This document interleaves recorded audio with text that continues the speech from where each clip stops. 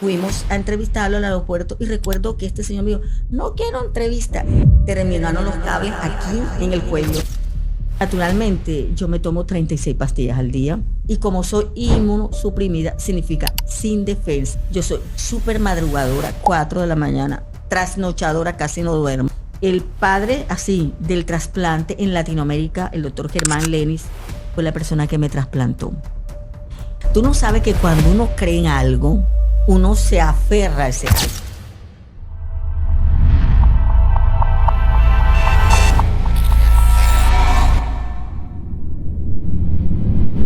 Bienvenido a un episodio más de Visionario. El día de hoy tenemos una invitada muy especial. Hoy vamos a hablar de comunicación, periodismo y sobre todo una vida de muchas experiencias. Ella es Belinda García. Belinda, bienvenida a Visionario. Gracias, Diego, a ti y a todo equipo por esa gran invitación que realmente, como yo siempre he dicho, me llega al corazón y el alma. Tengo solamente una inquietud, Visionarios, ¿por qué con X?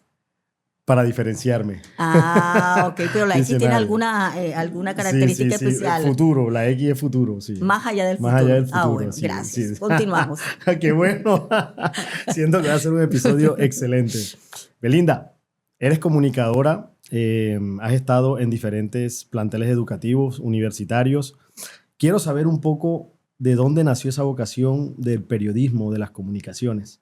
Bueno, soy comunicadora social periodista, nacida en el barrio La Unión al suroriente de Barranquilla, un barrio bastante populoso, y mi inclinación hacia las comunicaciones nació porque mi padre era un erudito de la vida, nunca tuvo la oportunidad de ir ni a un colegio, menos a la universidad, pero era una persona que mantenía su radio transistor, Sí. todavía no había nacido, Imagínate. y escuchando las noticias y eso. Entonces, siempre escuchando a mi papá, que tenía la mejor letra más divina de mi vida, él me escribía, yo le decía, papi, ¿qué está pasando en tal parte? Entonces, él mismo me escribía y me contaba las historias de las noticias. Entonces, yo le decía a un erudito de la vida, porque le decía, papi, ¿qué pasó en tal parte? Y él me explicaba que a pesar de no haber ido ni tener estudios universitarios, mucho menos posgraduales, sino con si acaso una básica primaria, tenía un gran conocimiento de los acontecimientos nacionales e internacionales. Cuando yo terminé, que iba a ingresar a la universidad, era de la época donde mis papás me acompañaban al centro de Barranquilla a coger el bus. Eso ahora tú sabes que eso no se ve. Me esperaban en la universidad porque yo vivía muy lejos, yo vivía al sur, y la universidad queda en la calle 90 con 46 y yo vivía en la 13C. O sea, te estoy hablando de una hora de ir al centro de Barranquilla, del centro a la universidad. Y son cosas que uno valora. Entonces, mi mayor interés al inicio era estudiar idiomas. Me gustaba todo el tema de los idiomas, pero la que estaba ofertando era una universidad pública que pasaba todo el tiempo en huelga. Entonces, decidí estudiar en la Universidad Autónoma del Caribe y de entrada había como ese clip. Yo soy una persona que me gusta hablar bastante y me encantó el tema digamos, de las comunicaciones. En la universidad donde estudié, posteriormente tuve la oportunidad de ejercer laboralmente en el campo como docente, como vicedecana, directora, y además me desempeñé como directora en ámbitos de los medios de comunicación de la universidad. En diferentes campos, pero siempre he sido como esa reportera carga ladrillo, el cual me encantó. Estuve en la radio, estuve en la televisión, en la prensa, y todo eso me encantaba porque yo soy una persona que soy como muy apasionada de las cosas que hago, y cada cosa me ha dejado una enseñanza en la vida. Yo siempre continúo en un proceso de enseñanza-aprendizaje. Hoy estoy aprendiendo de ti, estoy aprendiendo de tu equipo. Entonces son cosas que me reconfortan y que realmente valoro mucho. Excelente. Gracias por esas palabras, de verdad que sí. Quisiera que de pronto nos hablaras tu experiencia en la primera vez que ejerciste tu labor como comunicadora. Les quiero comentar, yo hacía mis prácticas en el noticiero Todelar de la Costa, don Milvio de la Hoz, que era el profesor de Gabriel García Márquez. Ese señor, mirar mi profesor de redacción, me dijo, vamos a hacer las prácticas, y haciendo yo una reportería, cuando eso era Colombia, el Atlántico, estaba viviendo de la gran mortalidad de niños con gastroenteritis. Y yo estaba ahí en plena transmisión cuando se me acerca el padre de la reportería radial en el Caribe colombiano, don Gabriel Forero San Miguel, y me dijo, ¿sabe una cosa, mija? Me gusta usted cómo se desenvuelve. ¿No le gustaría trabajar conmigo? Y le dije, estoy trabajando con el profesor Milvio. Me dijo, yo hablo con él. Fui a hablar con el profesor Milvio y él me dijo, ¿estás segura, Belinda? ¿Tú has investigado? Y dije, no, sí, ese es un gran profesional, lo único que me dijo. Cuando yo mostré mi intención que me iba, la gente me decía, Belinda, si la gente ya no dura ni 24 horas. No, la gente, mejor dicho, se va enseguida porque él es muy exigente.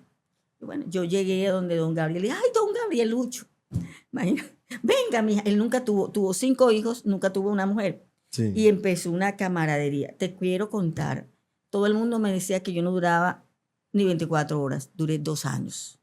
Y de la mayor experiencia de mi vida la tuve con don Gabriel. Me enseñó algo tan importante en el tema de la reportería que me decía, si usted va a entrevistar a alguien, nunca se le ponga al lado, porque la persona va al lado y usted se está ahogando. Okay, sí. Póngase al frente. Si en caso tal quiere la tumba y eso es noticia. Entonces, de frente usted mírelo a los ojos, imagínate, Claro. 1,60 de donde la mayoría. Y eso me ayudó muchísimo. Y me generaron muchísimas anécdotas. Ajá. La más así... estaban las puertas de inaugurar el Estadio Metropolitano, Sí. y el ministro de Obras venía a inaugurarlo. Fuimos a entrevistarlo al aeropuerto y recuerdo que este señor me dijo, no quiero entrevista, y yo andaba con un handy. Claro. Entonces los cables se fueron y todo el mundo, por tratar de coger el handy y no se partiera, terminaron los cables aquí en el cuello Del ministro. del ministro. Y entonces me decía, no, esta niña, no sé qué. Después en el Estadio Metropolitano de lejos, tomando el pelo. Sí. Pero son cosas que uno aprende y uno agradece, que es lo más importante. Excelente. Cuéntanos un poco cómo ha sido la experiencia con las instituciones educativas. ¿Cómo es el llevar la comunicación tanto a estudiantes, a profesionales? Cuéntanos un poco de eso. Yo considero que uno en cualquier profesión que uno esté, o cualquier oficio, que ambos son respetables, tiene que tener una pasión, Claro. y amor por lo que hace. Claro. Hay que hacerlo, hay que llegar donde la parte de la persona y prepararse. Yo siempre le digo a los estudiantes, ustedes prepárense, que no todo lo que uno le está diciendo, o sea, si yo puedo decir, mira, es que esta pared es verde y resulta que es blanca, pero hay una persona que dice, disculpe, no es verde, sino es blanca, entonces ahí empieza la forma de que uno tiene la obligación de tratar de prepararse en las clases. Y naturalmente hay un feedback con el tema de los estudiantes. Claro. Yo he tenido grandes experiencias porque a mí me gusta como innovar, me gusta mucho la participación de los estudiantes, y como mi fuerte es el campo de las relaciones públicas, el protocolo, sobre todo el tema del protocolo. Entonces, eso me encanta. Tú me dices, vamos a organizar un evento, y yo, listo, Enseguida. vamos a tratar de conseguir a los mejores, vamos a tratar de... porque me encanta. Entonces uno tiene que tener eso, pasión por lo que estás haciendo, como estás haciendo tú y tu equipo. Yo le llamo propósito. Son propósitos. Tratar de identificar tu pero propósito. Son cualquier propósito, son propósitos de vida. Propósito. Tienes que ponerle el apellido. Sí. ¿Por qué es tan difícil, de pronto, haciendo un paréntesis, una persona encontrar su propósito? Porque no tiene claro cuáles son sus sueños. ¿Qué es lo que quiere? Que se deja guiar por el exterior, que no, que es la moda, ponerse un ganchito, no, pero si no me queda bien. Entonces, si a mí me encanta, uno tiene que también basarse en la realidad. Yo te pregunto, oye, ¿qué tal se me ve? Tú dices, no, más o menos. Significa que de pronto tú muy cortésmente, pero que no me queda bien. Entonces uno tiene que acomodarse a las circunstancias, pero no de forma que yo me vaya a sentir mal, sino al contrario. Me caigo, pero me vuelvo a levantar. Y agradezco, ¿no? Así es. Cuando entraste al mundo de las comunicaciones, comenzaste a estudiar, ¿tenías claro que ese era tu propósito de vida? Inicialmente eran los idiomas, pero idiomas. tenía claro que me gustaban las ciencias humanas. Ajá. Para mí el tema de las ciencias humanas, posteriormente, bueno, ya todo en el trasegar, tú sabes que la base fundamental de la comunicación son las ciencias y las relaciones humanas. Claro. Eso sí lo tenía yo claro, totalmente Entender claro. al ser humano también. Sí, me encanta, me encanta. Entonces me dice, Belinda, ¿por qué no estudias psicología? Estudiaste psicología y eso. Bueno, el tema de la comunicación. Uno ve psicología de la comunicación. Pero a mí la comunicación, porque es que la gente dice el periodismo. Me encanta que me digan comunicadora social, periodista. Porque la comunicación es mucho más amplia. Y el periodismo solamente es radio, prensa, televisión. En cambio, la comunicación es mucho más amplia.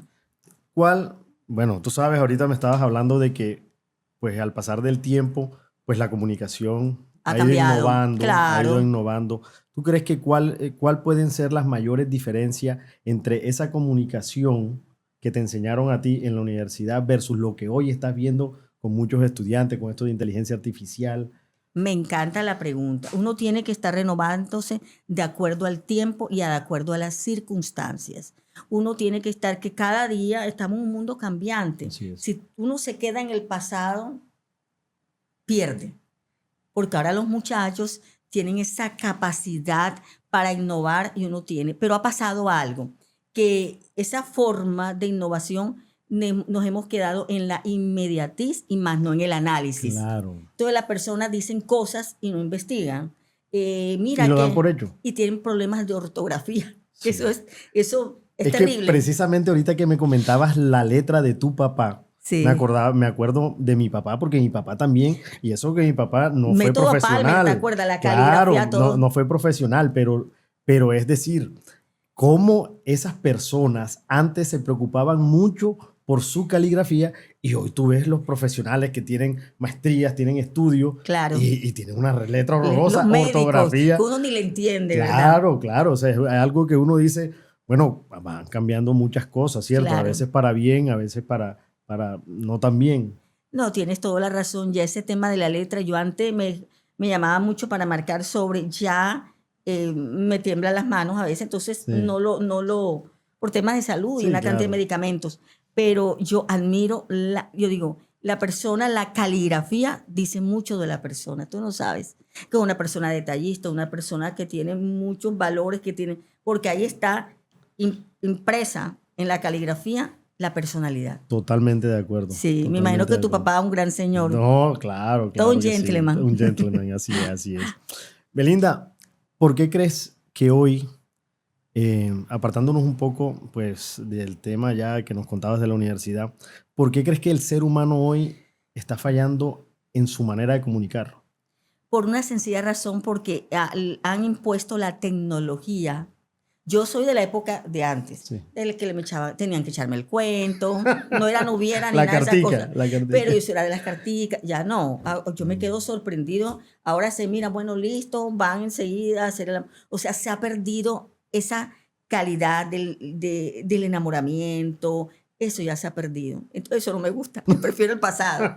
Entonces la gente está nada más, además que hay una cosa, un error grande que es por estar a la moda. Sí. Entonces, por estar a la moda, yo tengo que hacer esto. No, hay unos principios y valores que tienen que permanecer. Se ha perdido mucho el Se han tema de los perdido. valores. La tecnología ha dejado, digamos, ese enamoramiento a un lado. Sí. Lamentablemente es así. Qué triste. Para ti, ¿qué es comunicar efectivamente? Llegar a la persona y que me pueda entender lo que yo le estoy diciendo. Porque yo puedo hablar, pero si la persona no me entiende, Así es. entonces no hay una efectividad en el mensaje. Correcto. Y uno se da cuenta. Porque cuando tú le dices, mira, esto, oye, qué bien, entonces viene la pregunta. Pero si la persona se queda totalmente callada, digo, aquí falló algo. Aquí, no, exacto, el mensaje no Sí, llegó. no llegó, El no mensaje, llegó, o no me sí. está escuchando o no me supe explicar. No me supe explicar, no, o sea, no hubo esa efervescencia. Ok, vayámonos un poco al tema empresarial.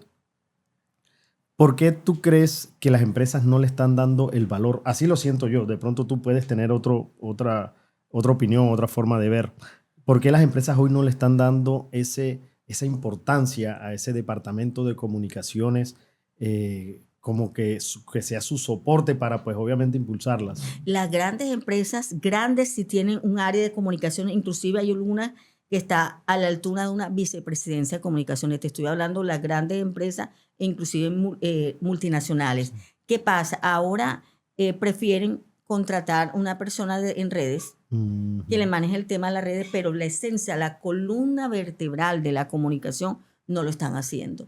Entonces uno mira que en redes, que tantos likes, que tantas cosas, que el Instagram, que el TikTok, pero la esencia de la comunicación que está basada en la comunicación interna, porque tú no puedes hacer comunicación externa si internamente todo está en el suelo. Claro. Entonces ese aspecto lo han dejado a un lado para el tema de la inmediatez a través de las redes sociales.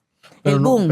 ¿no crees tú que de pronto es una forma de evolución de la comunicación? No es una evolución. La evolución está siempre y cuando la tecnología no puede estar por encima del hombre. Y el hombre es, el ser humano, es la forma de comunicar y la tecnología es la herramienta. Correcto. Entonces, la herramienta no puede No estar puede por encima, superarla. no puede superarla. Yo creo que ese es un maridaje que debe darse, pero que lamentablemente aquí no, lo primero que pregunta, mira, ¿cuántos likes tenemos? Sí, Entonces sí. hacen concurso, mira, el que nos haga, el que tenga más likes, entonces vamos a darle tal cosa, porque así han dejado la comunicación circunscrita solamente a ese aspecto. ¿Cómo puede un gerente de empresa, pues obviamente, hacer un equilibrio entre la tecnología y la verdadera comunicación? Esa Yo, esencia de la comunicación que comentaba. a mí me gusta en el sentido de la tecnología que tú puedes estar en cualquier lado del mundo, entonces tú puedes transmitir, aquí habla Diego, tal cosa, mira, ya que estamos en plena selección, en pleno mundial, tal cosa, eso, la forma de llegarnos. Pero eso tiene que haber un proceso, Diego. La parte, mira, hay un gran pensador que dice, la estructura y la columna vertebral de la empresa está basada en la comunicación. Así Y es. eso se da por todos los siglos. Tú puedes ver que el último iPhone, las últimas cámaras que veo que ustedes puedan apreciar, tienen, mejor dicho, súper avanzado, y eso me parece súper bien, pero eso no puede desplazar al ser humano. Claro, no sabes que cuando yo estoy preparando el podcast, obviamente la tecnología es importante, pero yo creo que es mucho más importante lo que se le va a transmitir a la audiencia. Claro. La esencia de la conversación, yo creo que ahí es donde está. Porque tú a la final puedes grabar con una camarita, pero el mensaje que quieres llevar es lo que tú realmente tienes que darle importancia a lo que tú hablabas. ¿Sabes cuál es el secreto? Saber escuchar. Saber Porque escuchar. a veces puedes tener tu libreto, pero tú tienes que saber escuchar. Yo recuerdo que yo le hice la entrevista a hoy expresidente de la República y estábamos viviendo un momento muy difícil en Colombia. Y yo recuerdo que me dijeron, Belinda, cuidado, ese señor viene con mal genio. Se bajó, lo fuimos a entrevistar en el Comando Aéreo del Norte y cuando yo vi que ese señor llegó, tiró el celular, yo, ay Dios mío, este señor viene con rabia, tengo que hacer algo. Y llegó yo lo primero que me adelanté, le dije, ay, pero sientes, me habían dicho, nunca se me olvida, solamente tiene 15 minutos, y dije, pero 15 minutos para un programa de media hora, no, pero ahí vemos, le dije yo. Y llegué y lo senté, le dije, oiga, pero dígame una cosa, qué guayabera tan divina. Mira, ese Enseguida señor... cambió. Enseguida cambió. Claro, Son estrategias de comunicación. Ya. Entonces, uno tiene que buscar el mínimo. Yo recuerdo que también tuve la oportunidad de entrevistar al presidente mundial del grupo Hilton. Okay. De los hoteles. De los hoteles. Paris Hilton, es su abuelo. Y yo recuerdo que ese señor llegó con una manillita y eso. Y de ahí que rompió, ay, pero qué manillita tan bonita. Y resulta que detrás de esa manilla hay una historia. Entonces, eso te ayuda a ti para tratar de fortalecer el reportaje. De pronto tú ibas por tal cosa, que uno de los tipos más importantes, de los millonarios a nivel mundial, pero detrás de eso, es por una simple pregunta. Por eso uno tiene, yo siempre le digo, uno tiene que estar pendiente de lo mínimo. Mira que si está triste, que si no está triste, que qué es lo que le está pasando, que qué tiene por acá. Oye, ¿qué tienes por acá? Ah, no, que tengo... Entonces, de ahí... Se desprende una conversación. Se desprende una conversación y por eso hay que saber escuchar. Porque yo una vez vi y me dio, mejor dicho, estaban entrevistando a un personaje y él dice, no, es que he decidido presentar la renuncia. Y la persona estaba pendiente y dice, sí, por cierto, ¿y a qué se dedica usted? Oye, por favor, te está dando la noticia por no escuchar. Tú no tienes que saber escuchar. Excelente. Beli, te puedo llamar Beli, por ¿no? favor, me encanta, sí, porque todos a veces me dicen la niña Beli. La niña Beli. Beli, has tenido una experiencia, pues, muy interesante en la Universidad Autónoma del Caribe. Ya estoy pensionada, ya. Sí, no, de acuerdo. Pero continúa mi amor, mi vida en la universidad. Fuiste vicedecana, ¿no? Y directora de programa. Y directora de programa. Cuéntanos un poco esa experiencia. ¿Cómo fue vivir esa etapa? Mira la historia. Yo llegué, estaba todavía muy peladita, gracias a la oportunidad del doctor Marius Ceballos Arau, y tuve la oportunidad de ir, digamos, preparándome con mis especializaciones, la maestría, con todo. Y yo recuerdo, yo bajita, cuarto bate, mis estudiantes. Entonces yo recuerdo tanto porque a mí me gustan las faldas largas. Sí. Me gusta estar la falda y vestir como formal. Ya nunca me has visto ni con... Si yo de pronto lo uso en mi casa, alguna cosa, pero yo iba muy formal. Y yo recuerdo que uno de los estudiantes, Checo, ahorita les digo el nombre que es muy conocido, y me dice, óigame, señor, usted de aleluya. Yo, ¿cómo así? De esos que tocan la puerta, porque usted siempre está vestida como de esos de atalaya. Yo muerto de la risa. Pero tomó el pelo, el vestido. Claro, No, claro, y yo muerto de la risa. O sea, ¿cómo lo percibe a uno? Y usted, porque usted llega, pero a pesar que se ría, nosotros la vemos así de, no, pero usted seguramente tendrá buenas piernas. Le dije, no las tengo, pero... Entonces, ¿qué le digo? Fue una cosa que me llamó mucho digamos, la atención. Tuve estudiantes... Mauricio Cújar, no sé si sabes, en La Voz, esa que es actor y eso, y él siempre llegaba tarde. Entonces llegaba diciendo que, Belinda, vas por ahí. No me regañes que llegue tarde. Y oye, un cipote actorazo, ahorita te lo voy a ver, está Lidio García, que es el presidente del Congreso, que cantaba vallenato con Carlitos Calero. Y él también, o sea, son unos personajes que uno los ve en los altos cargos. Yo siempre lo llamo, lo felicito. Entonces, ¿qué te digo? Cada estudiante le deja a uno una enseñanza de vida. Cada. Mira, a mí me dolió, me llegó en el corazón porque yo me quedaba de corrido y yo tenía clase a la 1 de la tarde. Entonces, como a las 12, yo allá siempre me gustaba. Y yo comía algo rápido porque la jornada empezaba a las 6 de la tarde, vas en la mañana. Yo me llevaba a mi hijo recién nacido para que me lo cuidaran en la sala de profesores. Oh. Sí, porque estaba recién nacido, no tenía con quién dejarlo. Y yo recuerdo tanto que una vez miré y en las escaleras vi a un grupo de estudiantes con portacomida. Y se le veía que era comida hecha con amor. Pero muy humildes. Sí. Yo les dije, ven acá, y ustedes que están comiendo hoy se ve sabroso. Entonces, no, estamos comiendo esto. Y uno de ellos, que hoy es un gran estratega a nivel de las comunicaciones, ha estado con alcaldes, gobernadores, y al cual quiero muchísimo, él sabe. Y él me dijo, comencé a estudiar, me dice, es que hoy no tengo. Y yo, ay, no, pero ¿cuál es el problema? Yo traje. Entonces, a partir de ese momento, todos los mediodías hacíamos como especie de un buffet. Todos poníamos y comíamos, y tú no sabes lo que me encantaba. Y ese muchacho, mejor dicho, para que tú no tienes ni idea, espectacular, una gran persona y todo, pero me enseñó eso. Y yo tenía, porque él estaba le daba como pena, como esto. Sí, y yo, no, claro. Niño, por favor, vamos, no sé qué. Cuando tú tienes ese acercamiento con el estudiante, la tienes ganada toda. Hay feeling, sí. Hay feeling. Se genera una conexión. Exacto. A veces me dice, ay, Beli, pero es que tú hablas rápido. Listo, tranquilo, pero me lo dicen, ya claro, me entienden. Claro. Y yo lo reconozco y les agradezco. Pero lo importante es tener esa comunicación, porque hay tantas historias de vida que uno se queda, bueno. Cuéntanos un poco esa experiencia con el doctor Mario Ceballos, que veo que lo amaré por siempre. Aprecio. El doctor Mario Ceballos Araujo, yo terminé, él fue el que me dio mi título de comunicador social periodista, es magistrado, una cosa divina. Y recuerdo que él me llamó, en ese momento yo era la jefe de prensa de Brigitte Abuchaibe, te estoy hablando 1990, la reina del carnaval. Y era 9 de febrero, que es el Día de los Periodistas, y hacen una misa en San Roque de los periodistas. Y en ese momento el párroco es Monseñor Luis Eduardo Gómez, que es muy amigo del doctor, era muy amigo del doctor Mario Ceballos, ambos ya fallecidos. Y me dijo, niña Beli, ya la voy a esperar ahora que se acabe esto.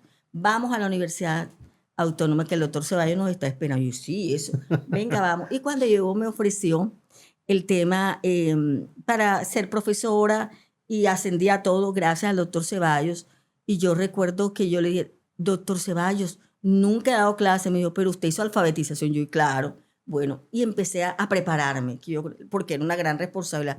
Estudiantes, imagínate. Claro.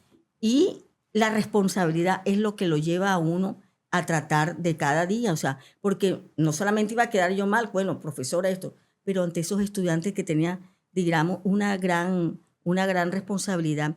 Cuando el doctor Ceballos amaba mi letra, entonces iban a organizar algo, entonces yo le marcaba y me contaba tantas historias. Él era amigo personal de Celia Cruz, Él le Sí. gustaba mucho de Cuba, toda esa cultura cubana. Él me enseñaba como tú no tienes ni idea. Yo, ay, doctor Ceballos, tal canción.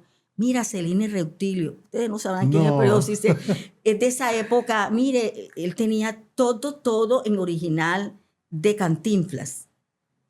Ustedes no sé si, Sí, bueno, claro, de Cantinflas, Cantinflas sí. y todo esta de música cubana. Y él me encantaba. Entonces, doctor Sayo, porque en las canciones dice Madame Calalú, en Rubén Blades dice que Madame Calalú y muchos de los artistas, entonces dice, es como especie de una diosa. Ajá. Entonces hablaba, yo soy muy católica, entonces él era mucho de Santa Bárbara. Ok. Los cubanos mencionan, dice, Santa Bárbara bendita, que es la patrona de los Claro. cubanos. Entonces acá nosotros la Virgen María, Sí. la Virgen del Carmen, entonces ahí comienza, yo le aprendí, Dios mío, al doctor Ceballos, yo me iba con él los sábados, acompáñame al mercado. Íbamos al mercado y todo el mundo se desvivía en los canastos y eso. Y cuando veníamos por toda la carrera 46 con 45, él le gustaba mucho los Marañón. Y el señor siempre, mire que esto. Y yo le preguntaba, es un señor, un visionario con un conocimiento. Entonces, mis mejores recuerdos en adquirir conocimientos a través del doctor Mario Ceballos Araujo. Uy, excelente, Sí. excelente. Ok, Beli, hoy en día, pues obviamente comunicar para una institución educativa es distinto que ejercer la comunicación a nivel empresarial. Ujú. ¿Qué diferencias estás encontrando o nos puedes decir tú que existe en esos dos tipos de comunicación? La comunicación organizacional está basada en cualquier institución, ya sea pública, privada, universidad, empresa. Ya en estos momentos la parte organizacional, después que vaya 2, 3, 4, 5 personas, ya es una organización. Sí, correcto. Y las universidades, por ende, se le ha dado, digamos, gran importancia. Lo que pasa que la organización como tal tiene un poquito más a la parte comercial. Ujú. Ahora mete mucho el departamento de marketing o Correcto. merchandising y las universidades lo tienen como para ofertar las matrículas. Ok. Acá para ofertar más que todo un servicio. Ese es más que todo la parte de la diferencia. Por el tema del marketing. Ambos conllevan a lo mismo, pero la diferencia son los productos que ofertan. Ok. Mi audiencia son empresarios también, Sí, claro. pero normalmente son aquellos emprendedores que están buscando una inspiración Ok. en aquellas personas que entrevisto o conocimiento, ¿cierto? Para aquellas personas que apenas están iniciando, ¿cuál crees tú que puede ser el punto de quiebre para poder ellos definir un buen departamento? No lo llamemos departamento, sino ejercer una buena comunicación para poder impulsar a sus empresas. Saber comunicar en el momento, el sitio y sobre todo el día, la fecha. Si yo quiero, por decirte esto, que me lo dieron, entonces yo digo, bueno, estamos en pleno mundial, mira, aquí tengo estos colores, y a través, tú con un simple celular y taguear a la persona que ellos les gustaría que vieran su producto. Claro. Pero que no lo haga públicamente, sino el arroba lo pone y lo pone que no se vea públicamente, pero que la Sí. persona lo va a ver, ya, porque si no, se le llena toda la pantalla, entonces ponerlo De no acuerdo, importa, de tiene acuerdo. creo que hasta más de 20 personas de poder taguear y hacerlo de tal forma que a través de la cámara tú le estás hablando, por ejemplo, mira Diego, sin decir, mira qué tal te parece esto es para ti, o sea, Claro. ser claro y directo y sobre todo, eso se llama aprender a aprender, no de aprender, de conocer, sino de tomarlo para sí lo que tiene. Primero que todo, amarlo. Yo he visto, me encanta ver el tema de las redes sociales y yo veo que hay muchachas que dicen, ay, mira, ¿qué tal te parece que esto? Y la gente comienza a seguirlo. ¿Pero por qué? Porque está vendiendo muy bien su producto. Y para venderlo tiene que amarlo, enamorarse de lo que está haciendo. Porque tú te puedes imaginar, mira, este vaso, no, tú tienes que ponerle vibra, ¿sí o no? Claro. Eso es lo más La importante, energía. ir directamente al público A tu objetivo. al público objetivo. Esos emprendedores, ¿cómo? Veo que hay muchos jóvenes emprendedores. Claro, Bastante. no, hoy en día, de hecho, se está impulsando mucho el tema de emprender desde muy temprano. Sí, claro. Y precisamente el propósito de este podcast es ayudarlos a ellos, porque es que para nadie es mentira que cuando uno puede tener una idea para emprender, Claro. Pero si no tienes herramientas, si no Total. tienes conocimientos, sin dinero, porque nosotros muchas veces cuando uno está emprendiendo no tiene recursos, y aquí, o sea, no lo digamos, aparte de todo el tema sociopolítico que hay alrededor de montar una empresa, es muy difícil. Pero ahora vivimos un mundo globalizado. Yo les recomiendo a los estudiantes que también tiendan por un segundo idioma, Claro, es porque importantísimo. seguramente van a vender en otros países y ahora no solamente es el inglés, sino también le están metiendo el francés para meterse en Europa y todas estas partes. Tratar de hacerlo. Ahora hay estudios que tú puedes bajar y aprender y tratar de no solamente el mercado local, sino también llevarlo al mercado internacional. Y para eso es importante el idioma. Sí. Ya me Estoy muy de entiendes. acuerdo ¿Cómo vas a contigo. llegar tú allá a esto? Tienes que la parte del idioma y amar mucho lo que estás haciendo y saberlo presentarlo. Que si va por este vaso, oye, que tenga la luz, que tenga algo que se pueda vender, que sea bonito. Así es. Como yo digo, mira, en mi casa, mi familia toda la vida han vendido corriente, los corrientazos. Y la diferencia, además del sabor, es la presentación.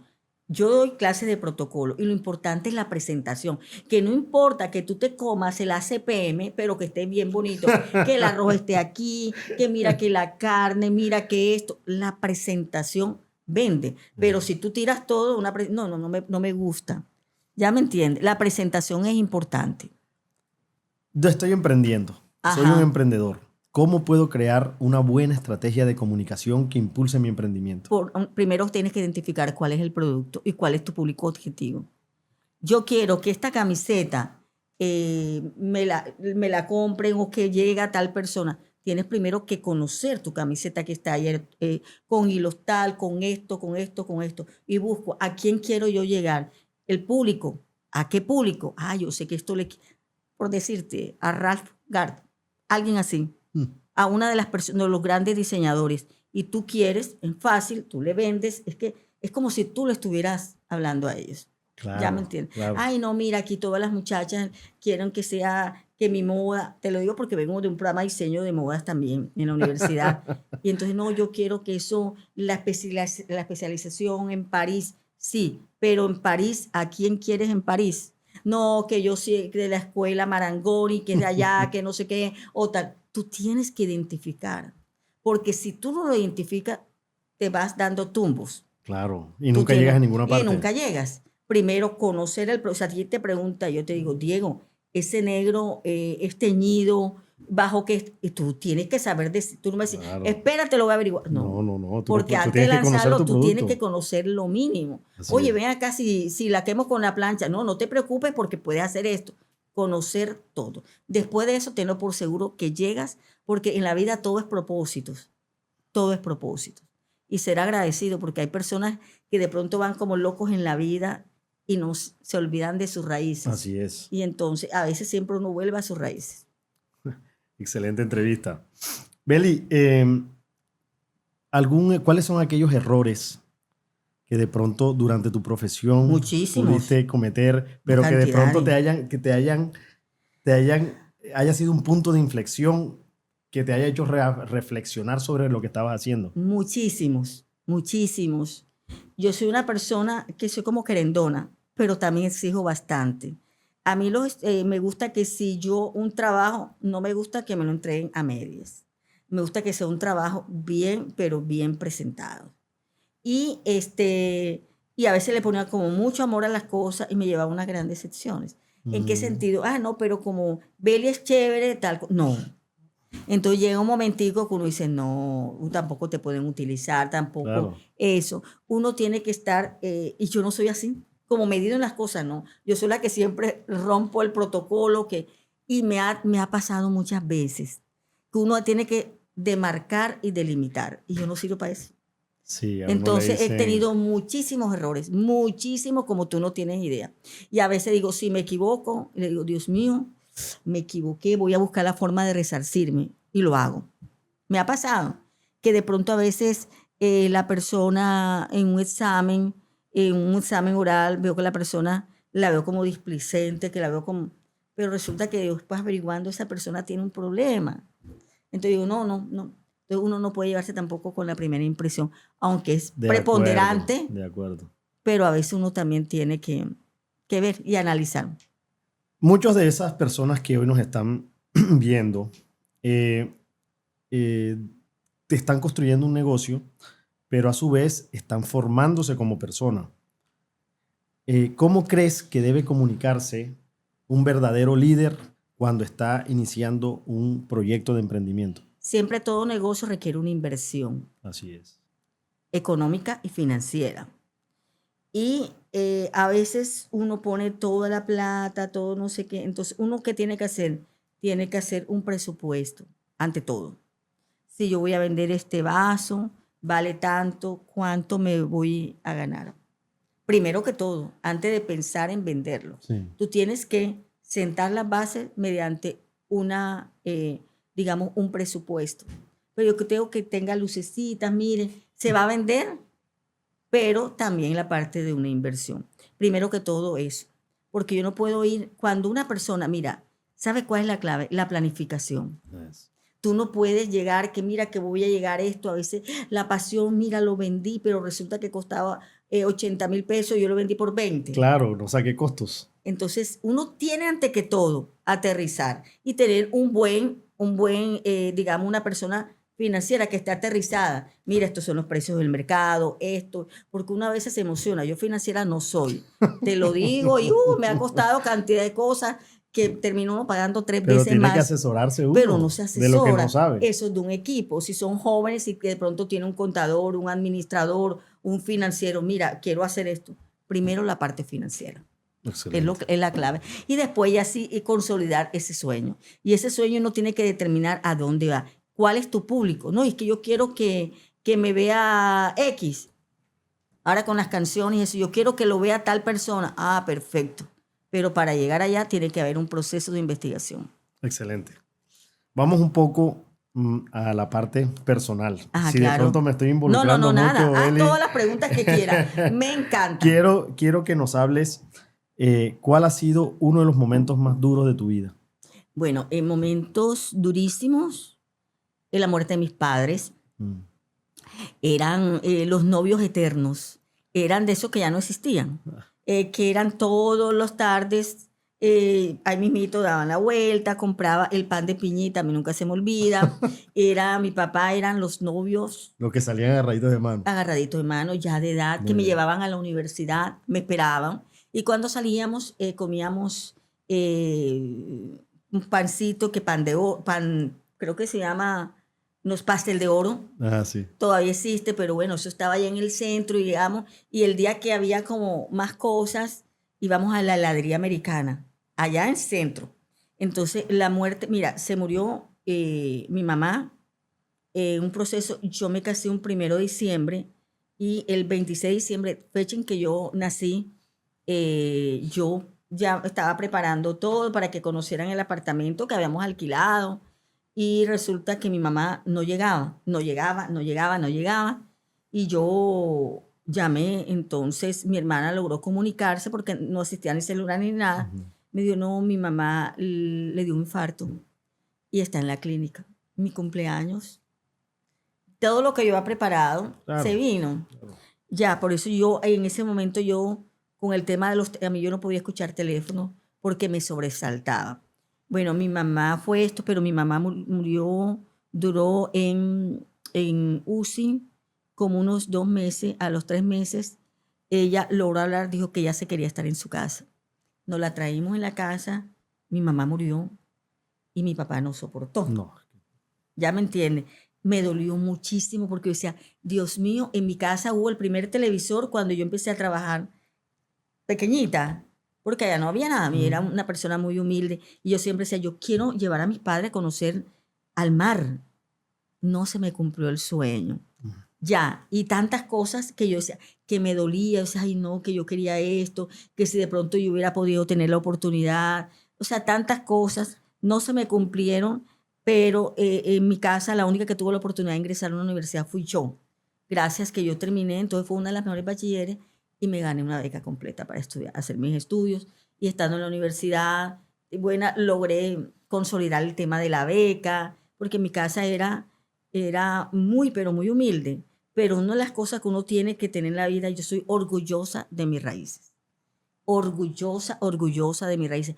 Hay personas que yo terminé viviendo de la calle 13C y como me casé y vivía cerca de la universidad, alquilamos un apartamento cerca de la universidad. Pero eso nunca se me olvidó que yo soy de la 13C, Sí, no claro. de la 90. Entonces, eso es lo importante en la cuestión de la vida. Dolores y sustos, digamos, cuando se decía que de pronto yo no podía seguir viviendo, cuando el tema de la hepatitis C y fui trasplantada. Antes de entrar a ese punto, me gustaría, para cerrar el anterior, me gustaría que de pronto me dijeras qué aprendizaje o qué lección tuviste de ese momento duro cuando fallecieron tus padres. Son muchos momentos duros, te digo la verdad. Y yo siento que mi vida ha sido acompañada de mucho dolor físico, porque me han pasado muchas cosas y eso, y yo soy muy sensible y mucho dolor emocional y bueno, espiritual siempre he estado con Dios y todo eso, pero mucho yo soy muy emotiva. Me ha dado durísimo, durísimo, muchas cosas, de mucha sensibilidad, y son cosas que yo no puedo olvidar. Está mi papá, mi mamá, y mi mamá siempre era una persona muy organizada, y cuando murió, porque yo tuve un hermano que murió muy joven, entonces lo primero que hizo mi mamá con lo que recibió de mi hermano que trabajaba, compró como especie un mausoleo donde está toda la familia. Sí. Y ahí, como ¿me entiendes? Fue toda la cuestión de la familia, pero esos son momentos de la vida que para mí permanecerán ahí. Nunca creo que lo voy a olvidar y no quiero olvidarlo, porque es siempre recordarlo ellos. Yo me siento feliz de mi papá, de mi mamá, que a pesar de no tener todos esos estudios, primaba antes que todo el amor. ¿Ya me entiendes? Él se ganaba el mínimo de esa época. Y yo recuerdo que en mi casa nunca nadie fue a cobrarle. Era un señor tan recto, tan todo, que él siempre estaba. Yo nunca vi en mi casa de que, dile al vecino que para fiar, no. Mira que esto, con lo que había. Y él construyó cada rincón, cada cosita. Y mira lo que ocurrió. Te voy a comentar una historia. Por donde en la casa, que decía Gloria Iris, que mi hermana fue la mayor, la que ella murió. Ya casi todos mis hermanos han muerto, solamente me queda una. ¿Eran hermanita. cuántos, perdón? 5. 5. Sí. Okay. 6. Sí. Y bueno, quedamos mi hermanita y yo. Y yo recuerdo tanto, tanto del amor de mi familia, que yo comencé en la universidad y comencé a trabajar, pero nadie, de pronto me gustaba un muchacho, pero se enteraba donde yo vivía y jamás. ¿Sí? Así. Entonces yo recuerdo una vez que, bueno, eso lo sabe pocas personas y eso. Una primicia. No es primicia, sino que hace parte ya del pasado, que había un evento y uno de los dirigentes que estaba ahí, por cierto, dijo, no, yo la llevo. Y estaba el gobernador de ese entonces, que el doctor Edgardo Sales, que amo muchísimo. No, yo la llevo, no se preocupe. Y cuando estábamos en mitad del camino, ay, yo por allá no me voy a meter, y me ha dejado en la mitad del camino. No. Sí. Entonces yo cogí un taxi. Yo no tenía, el señor del taxi me dijo, divino, llegó, mi papá me estaba esperando, ¿no? ¿Cuánto? Y entonces yo le dije a mi papá y a mi mamá, ¿sabes qué? El día que yo conozca un hombre, o sea, que realmente me quiera, valore y lo que lo eres. quieran a ustedes, claro, esa persona no éramos ni amigos ni nada, sino que me pareció que fue un gesto. Sí, No, yo para allá no voy, ahora que veo bien, bueno, perfecto, eso no importa. Y resulta, yo le decía, con ese hombre es el que yo me voy a casar. Yo no fui noviera. Mi primer novio fue mi esposo. Ya estamos separados y tenemos la mejor relación. Duramos 25 años de casada. Y la mejor todo, o sea, excelente relación. Y efectivamente, él vivía en la 90 y pico y yo en la 13C. Y él, mi familia, Iba todo, y eso todo. todo, un gran ser humano, un mejor dicho, como todo. Pero se dieron las cosas de que yo llegué a un momento que uno dice, no. ¿Por qué no? Porque ya yo me habían trasplantado, solo comenté que vamos a ver, que me trasplantaron, y yo ya uno no es lo mismo. Yo tengo una cicatriz que me llega aquí, de aquí, que me traspasa, que parece de corazón abierto y de hígado, y ya yo no quería ni que nadie, no quiero esto, me daba miedo todo. Sí. Y el hombre es hombre, entonces ya me di cuenta de que él abandonó toda su vida por dedicarse a mí, era mi médico, mi enfermera, mi enfermero, y yo decía, no puede ser. Él también tiene sueños, él también tiene cosas, muchas ideas, muchas cosas por consolidar. Pero, cuando yo le no dije... ¿no crees que eso también, de eso también se trata el matrimonio? No, porque tampoco puede haber muchos sacrificios. Yo perfecto y él, porque eso es lo que decía yo, él seguramente llegará el momento que se conseguirá de pronto una pareja y yo acá con no, eso no, que sea feliz y y él me dijo, yo creo que es la anestesia que te puso así. Pero no, nosotros éramos grandes amigos, nunca tuvimos ni un sí, ni un no, nada, nada, nada. Y bueno, se tomó la decisión, nos separamos bien, mi hijo ama a su papá y todo. Y continuamos siendo grandes amigos. Ya me entienden, no fue ni Excelente. nada, nada. Él me dijo, Lin, un apartamento que habíamos entre los dos, él me dijo negra, él me dice, el apartamento, todo lo dejó y empezó a hacer de nuevo su vida.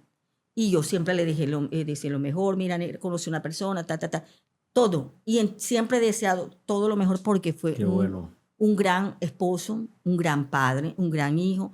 Entonces, ya me entiende. Así soy yo. Entonces, a mí se me linda, pero tú estás sola, no te gusta la atención. No. Yo me siento feliz con mi soledad y con mi libertad. Yo me siento bien. Ya me entiende. Y soy feliz así. No me llama la atención nada. Porque no creas que ella me diga, Beli, no, olvídate.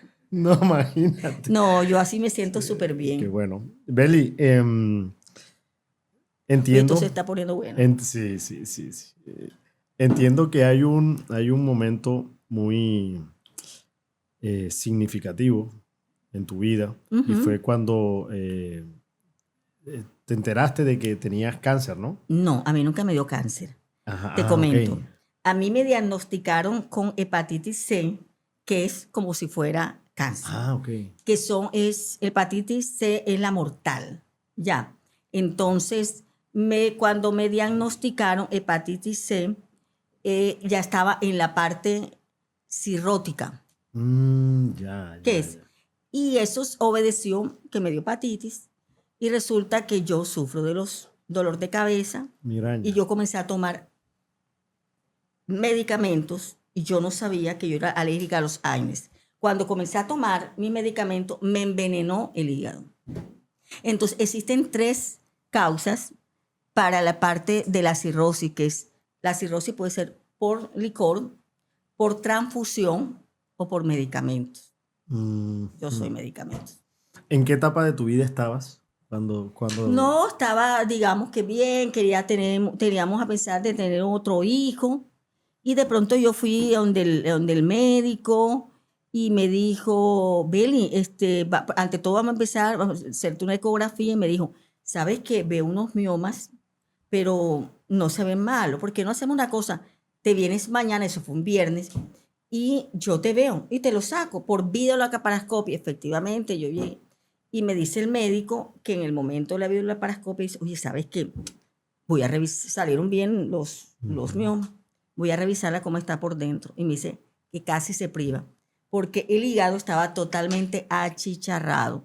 Tomó 3 pruebas y salieron positivas. Hepatitis C en la etapa cirrótica, lo que conllevaba que ya yo estaba muriendo, no sabía. Pero tú no sentías... Porque son enfermedades asintomáticas, solamente se descubre ya cuando está en la parte terminal. Y por Dios que siempre me ama, se dio ese episodio y me descubrieron que tenía hepatitis C en la etapa cirrótica. ¿Cómo fue ese momento? No, fue un momento duro, primero que todo porque me puse mal. Cuando me pusieron la anestesia, me puse mal y después vino todo el proceso cuando el médico me dijo, Belinda, tienes cirrosis hepáticas. Yo, ¿cómo? Yo no sabía ni qué era eso. Y me explicó, me dijo, vamos a tratar de, todo, primero que todo te voy a mandar el mejor médico, el patólogo que hay acá, que tú lo conoces, el doctor Oscar Páez.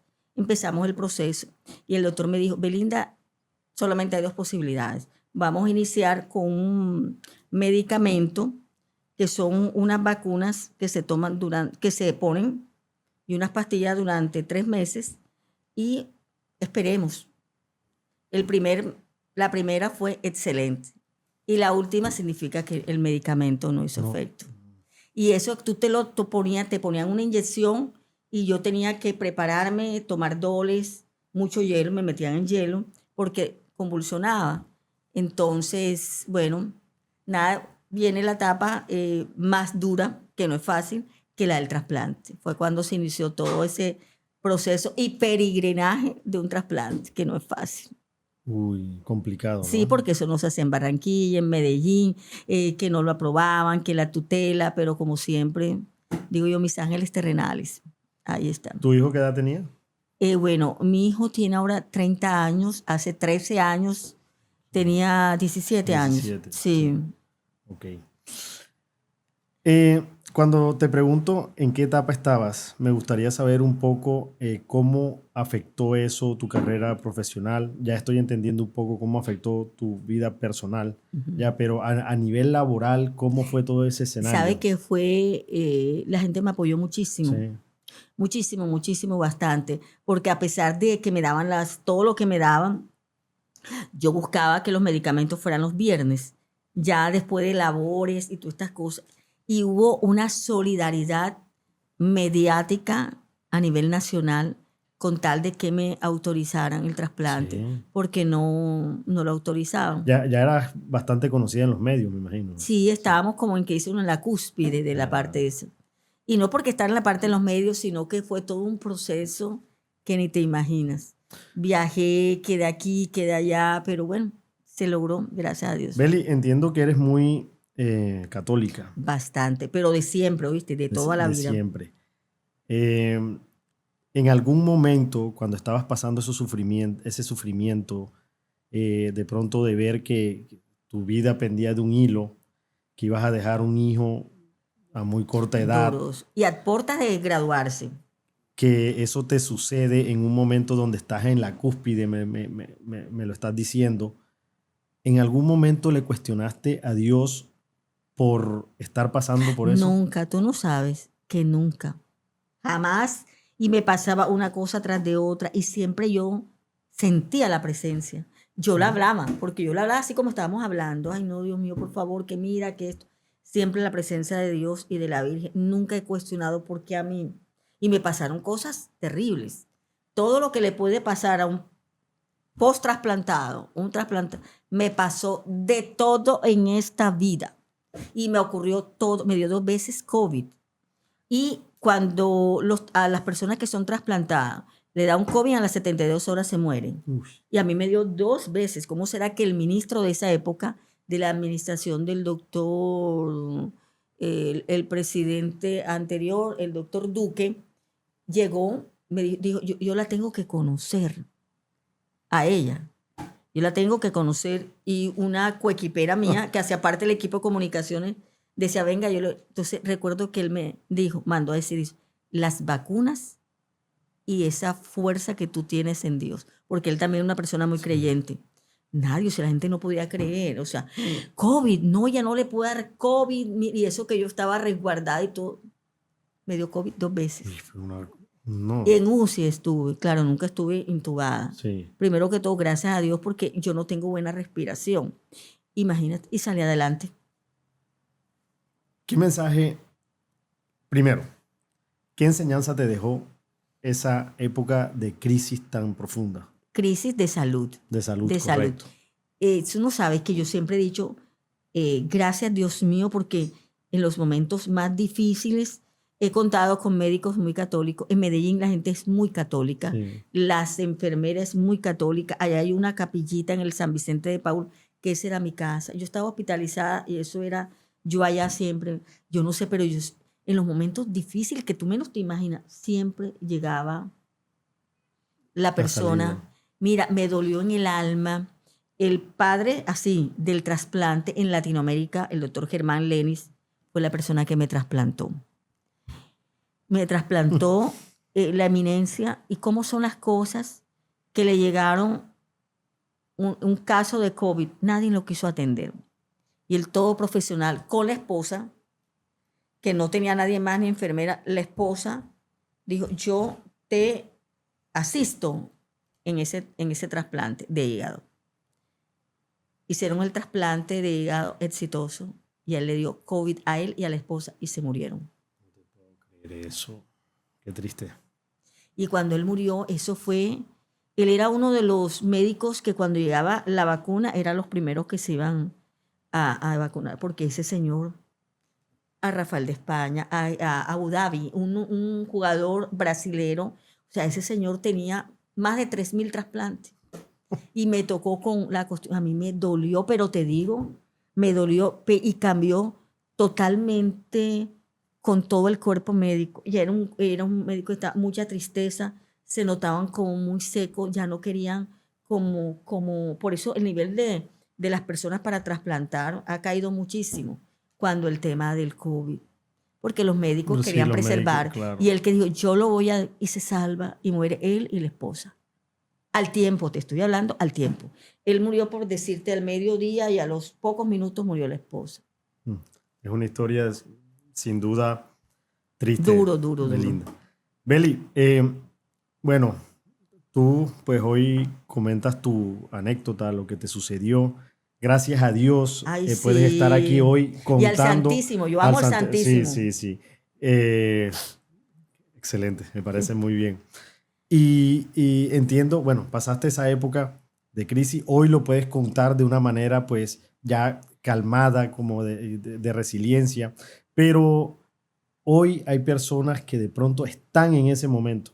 Te quiero comentar una cosa, no ha cesado el peligro, porque naturalmente yo me tomo 36 pastillas al día, eh, yo no duermo, tengo problemas para el sueño, tengo gastritis, no gastritis, ya úlceras, he tenido problemas de esofagitis que se me cierra y he mantenido que intervenir, me dio bronconeumonía, me ha dado varias veces, me dio osteoporosis de la cantidad de medicamentos, ya gracias a Dios ya no tengo la osteoporosis, pero estoy medicada en un 90% de tender a las fracturas, ya. A uno le cambia físicamente, de tanto corticoides, yo me tomo muchos corticoides, una cosa es Belinda antes del trasplante, estoy hablando físicamente, después del trasplante uno cambia, yo era delgada, mejor dicho, pelilargo, pero son cosas físicas que no son banales. Importantes, no son unas cosas banales, y como soy inmunosuprimida, significa sin defensa, estoy propensa a cualquier cosa, a cualquier enfermedad. Yo casi no uso, soy tapaboca ni nada, pero cada día digo, gracias Dios mío por permitir que cada día un nuevo arcoíris brille para mí. Te veo como es tan... la actitud, tú no sabes. Exacto, es que allá es donde voy. Mira, tengo un dolor, veo, ay, los niños, ¿qué es esto? Sí, veo que tienes una actitud, una resiliencia, o sea, te soportas mucho en Dios. Ay, o sea, sí. ¿qué consejo? Dale un consejo a esas personas que hoy de pronto no son tan, ¿cómo te digo? Tienen esa buena actitud para enfrentar es tener fe esos y creer. problemas. Tú no sabes que cuando uno cree en algo, uno se aferra a ese algo. Dios es uno solo, puede hacer manifestaciones cristianas, lo que sea, pero después que uno crea, tenlo por seguro cuando tiene esa fortaleza. Lo importante es creer. Yo soy de fe, una mujer de fe, de esperanza y de grandes bendiciones. Por eso, ¿sabes cuál es mi palabra favorita? Gracias. O gratitud. Gracias. Yo me levanto y digo, muchas gracias, gracias Dios mío, gracias, no sé qué. A veces digo, ay Dios mío, porque hablo y escribo. Y yo soy súper, mira, conmigo pasa algo. Yo soy súper madrugadora, 4 de la mañana, trasnochadora, casi no duermo. Entonces, claro, uno amanece como con cansancio. Después digo, no. Hay que ponerse ya. Pero estoy luchando con esas cosas de la falta del sueño, de la falta de la cuestión del sueño, que me han hecho estudios, que temen que de pronto en uno de esos me quede. Yo sé que no va a ser así, y pendiente de todo, me ha dado de todo lo que tú menos te imaginas, pero siempre la actitud positiva. Siento que a veces no tengo debilidad, duré mucho tiempo en cama, en silla de ruedas, de un accidente que me pasó, una cosa tras de otra, pero todo eso me deja grandes enseñanzas, ¿oíste? Grandes. ¿Esa enfermedad tú crees que de pronto reforzó tu fe o yo no le tú llamo siempre has sido una mujer enfermedad, de yo le fe? llamo una condición de vida. Sí. Me gusta más. Una condición de vida que se presentó, que tenía que presentarse para yo entrar a valorar más la vida. ¿Por qué? Porque yo en el tema de la comunicación y eso, yo soy de quedarme 24 horas y no comer. Todavía tengo ese problema. pero estaba más pendiente en lo del otro que en lo de mí. Y el médico me sentó, Belinda, no te ha dado la primera, te ha dado ya varias oportunidades, tú verás. Uf. Así me ha pasado. Cree en ti, confía en ti, me decía, Belinda, por favor. Y continuó todos los días, y Dios mío, gracias, gracias. Porque uno no sabe si mañana no va a estar. Por las condiciones, ¿sí me entiendes? No, sea por las condiciones o no. No, porque por las hoy condiciones. estamos aquí. No, y me dan, eso se llama encefalopatía. Se me van de pronto las cosas.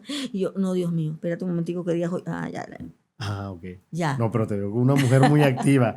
Belinda, ya para ir terminando. Ay, no termines, esto me parece chévere. Sí, te gusta. Sí me gustaría que le des un mensaje a esas personas que hoy te están viendo. Impúlsalas a salir adelante. Mira, lo importante, y a todas esas personas que ellos son cantidades.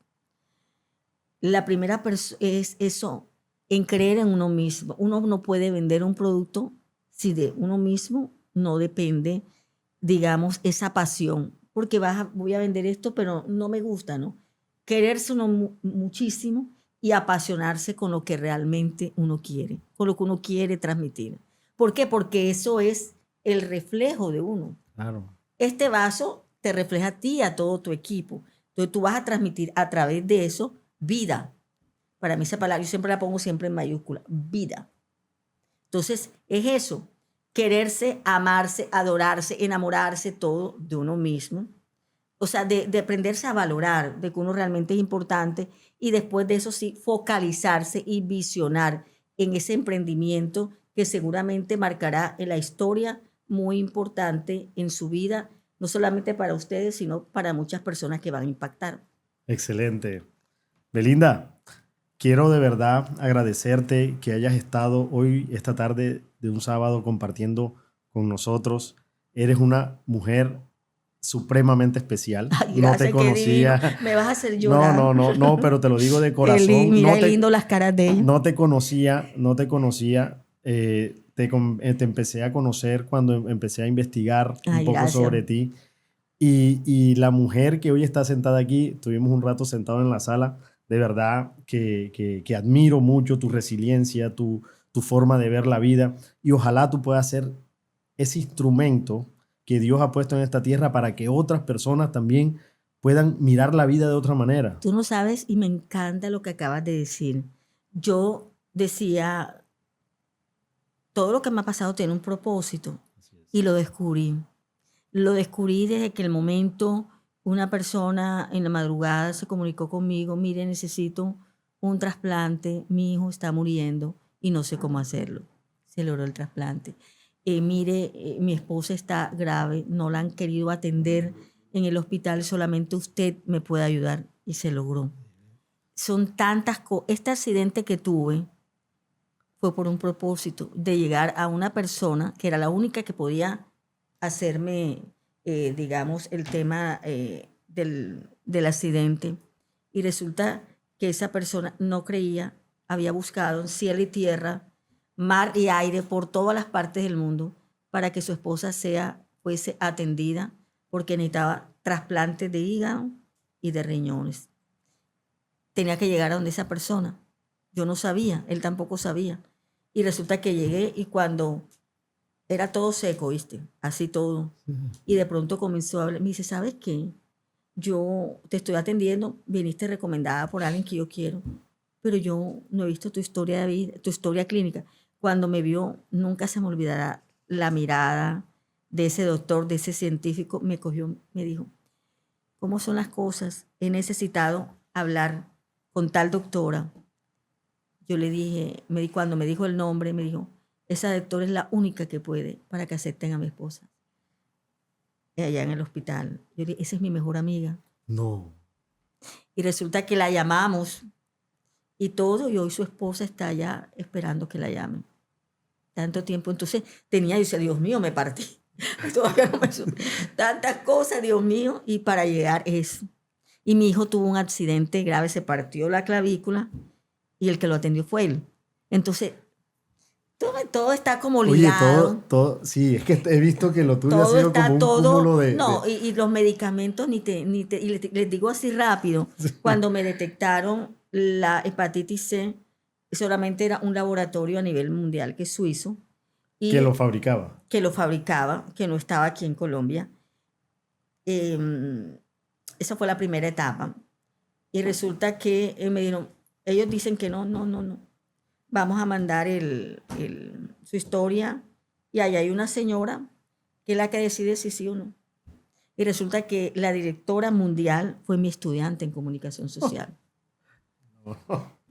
Increíble. ¿Cómo te todo parece? esto. Entonces me Beli, ¿cómo yo te voy a...? Imagínate. Y me ayudó la primera parte que fue, y la parte cuando me volvió a dar la hepatitis C, la cura que solamente estaba en la India, y te voy a comentar eso, es una cosa, bueno, estaba en la India y resulta que me hicieron un reportaje, así como el que me estás haciendo tú, Sí. en el Diario Universal de Cartagena, y que ellos inauguraban una sección que se llamaban Testimonios de Vida, y arrancaron conmigo. Entonces, resulta que me llaman en la madrugada, Marco, cuando eso eran teléfonos, no había Sí, era celulares. una Entonces me llama y me dice, en las 3 de la mañana nos levanta, aló, profe, sí. ¿Qué horas en Colombia? Yo le dije, son las 3:30, ¿quién habla ahí? No me ha reconocido la voz. Jennifer, Jocelyn. Ay, pues quiero decirle que ya son las 3, aquí estamos al mediodía. Profe, estoy en la India. Y yo decía, ¿usted se acuerda que usted me mandó a hacer las prácticas allá a la base naval? Claro. Y ahí conocí al embajador de la India. Claro. Soy la persona que acá en Colombia, que en Colombia es el que le da los certificados, el INVIMA. Soy la secretaria de la embajada de Colombia en la India y le acabo de dar el certificado al medicamento que usted está necesitando. Y eso no es nada, porque en Colombia el medicamento costaba 300 millones de pesos. Y me dice, mire, va a ir allá, necesito la historia clínica en inglés y necesito que el médico lo haga, porque sé que no lo va a hacer, y mi médico sí lo va a hacer. Mandaron todo, y la llegada de eso fue un proceso como de película, y te la cuento rápido, porque eso tenía que ir en valija diplomática, y ellas regaban que cuando llegaban a Alemania, porque tenía que llegar la India, Alemania, sí. Alemania, Bogotá. Y resulta que ella sudaba, porque ella había dicho que era una droga así. Y entonces, si abrían esto, la valija, sí. O sea, se podía romper, o sea, eso no era así. Llegó mi hijo y mi esposo, en ese momento, fueron a Bogotá, lo esperaron en la parte internacional, que le dieron un permiso, y cuando venían con la bolsa, y que eso sonó, y eso que él dijo, mi hijo, acabo de comprar dice él que se le fue el alma, acabo de comprar unos medicamentos aquí bueno, pase. Porque si eso lo cogía, claro. Imagínate todo. Cuando llegaron allá, mira, no se me olvidará, empecé un día de la mujer y terminé un día de la madre, el tema del medicamento, de las cosas esas. Y te digo, o sea, cosas que se dan en esta vida. Y lo que no te he contado, así rapidito te digo, que para el trasplante ya yo estaba esperando, estaba en 40 y pico de kilos, o sea, me habían salido los ojos y no me llegaba absolutamente nada. Yo hospitalizada. Y resulta que ese día, yo recuerdo que me iban a trasladar a otro sitio para hacerme unos exámenes, y le dije a mi hermana, quiero que me ayudes a cambiar, que hoy va a ser un día primaveral, le dije yo, que me van a llamar. Y ya se les habla la Beli, tú todos los días dices lo mismo, hoy va a ser así. Y me llegó en ese momento una caja del Carnaval de Barranquilla, que la reina Daniela Cepeda y todo el carnaval me mandaron cositas del carnaval. Me llegó un ramo de flores, y yo digo, oye, cuando me puse, se me cayó el pantalón, porque ya estaba. Sí, claro. Entonces mi hermana me ayudó, y eso, bueno, me estaban haciendo todo, y suena el teléfono y me llama. Y yo como loca, ay doctor, ya me hicieron esto, porque ya no me cogían las venas. Y entonces, ay doctor, mire, me dijo, Beli, llegó tu gran milagro. Yo me quedé así, pero mira, cálmate, no vayas a coger bus. Llega hasta el metro Medellín. Llega hasta el metro y me pasas a la persona encargado. Dijo, me subieron enseguida y pusieron enseguida un toso rojo de inmediato. Cuando yo llegué a la zona hospitálica, así le llaman, sí. Estaban todos esperándome, yo no entendía por qué. Y después que me echaron, imagínate que yo decía, el día que llegue el trasplante, yo me voy a hacer el blower. Me echaron diosos, me echaron de todo, yo no entendía. Me llevaron en la camilla. En la camilla, el médico salió corriendo. Yo medio llegué, yo no podía. Y yo venía así, no sé si han ido a la estación del metro en Medellín. Sí, sí, sí. Bueno, él subió, me cargó y yo decía, pero todo esto parece como una fiesta, decía yo. Y recuerdo tanto que me dijo el doctor que en paz descanse, me cogió y me dijo, Beli, cierra los ojos. Y entonces comenzaron a cantar. Hasta ahí, pues hubo problemas me intubaron, me estaba ahogando, se me levantaron todas las varices, bueno, al fin logré. Entonces, cuando llegó, yo le dije, quiero que me digan la verdad cómo fue todo. Nadie me quería decir.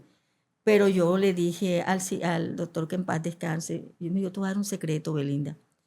Esto no era para ti. Esto era de un paciente que ya estaba listo, esperándolo, y cuando llegó el avión de carga al aeropuerto, que llamábamos, está ahí todo listo, no, ya viene, el señor estaba muere de un paro cardíaco. Y la médica, la doctora, la amiga mía, dijo, ¿cómo hacemos? Tipo sangre A positivo. ¿Cuánto? 1,80, no sé qué, que todos se miraron. Belinda dice, ella es 1,60, ahí vemos. Entonces, por eso fue que me reventaron hasta acá, me abrieron, por eso es que me abrieron aquí y acá. Entonces parece 2. Y yo decía, no era para mí. Recuerdo que Monseñor me decía, sí, Belinda, era para ti. Y me pasó de todo. Me dio las 5 que le da un post-trasplantado que está al borde de la muerte. Se me cerraron las vías biliares, me tuvieron que volver a cirugía, de todo. Y gracias, estoy ahora contigo aquí y con todo el equipo. Y tengo una frase para cerrar. Hay una canción de Sandro que se llama, hay una frase que me gusta, no tanto el título de la canción, dice que no quiero que me lloren cuando me vaya a la eternidad, quiero que me recuerden como a la misma felicidad. Eso yo le dije a mi hijo, cuando yo me muera me le pone eso, y mi hijo, pero ya tú vienes con tu cuento, porque me gusta esa canción. Entonces, esa parte, de pronto no el título, es de Sandro. Ustedes no habían nacido todavía, pero no, me pero encanta, me encanta. Entonces, así, quiero como esa parte, esa felicidad, esa parte positiva, que en medio que a veces no puedo caminar, que a veces no puedo, que me duele de todos los dolores. Estoy aquí, mira, compartiendo con todos ustedes. Imagínate, visionarios, no es cualquier cosa. Hoy dejas una enseñanza grande. Gracias, no mi solo corazón. en mí, sino pues obviamente en todos en los mi pelados, equipo. Mira, todos son simpáticos. Casting para toda esa gran... Mira, empezando por el director y aquí todos estos pelados, todos bonitos. Belinda, una vez más agradecerte que no, hayas para mí estado aquí, un honor grande, grande. Las puertas de Visionario van a estar siempre abiertas para lo que lindo. necesites. Gracias, mi amor. Así como tú has sido instrumento para otros, nosotros somos instrumentos para lo que puedas necesitar acá. Gracias, amor. Yo vuelvo a tu salud. Ya le estos chicos, está sabroso. Es agua, pero sabroso.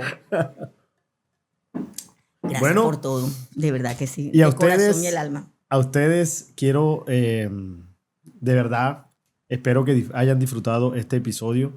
Es un episodio cargado de mucha fe, mucha esperanza, mucha resiliencia, y espero que al menos les haya quedado cualquier tipo de aprendizaje que puedan utilizar para su futuro. Qué lindo. Nos vemos en el próximo episodio. Hasta pronto.